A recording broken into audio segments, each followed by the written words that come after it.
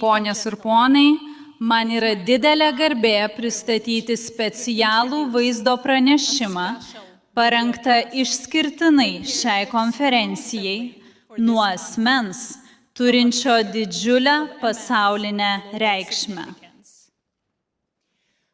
Prašome atkreipti visą dėmesį į ekraną, kur pamatysite Jungtinių Amerikos valstijų prezidento Donaldo J. Trumpo pranešimą.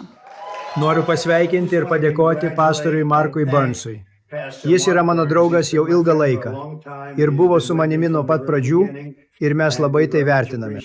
Už puikų darbą, kurį jis atliko. Tiek daug žmonių stipriai juo tiki.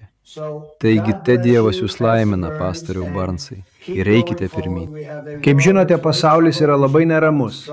Manau, kad galbūt kaip niekada anksčiau, bet mes išspręsime problemą vienu ar kitu būdu. Labai ačiū už puikų darbą, kurį atlikote, Markai, ir tęskite taip toliau.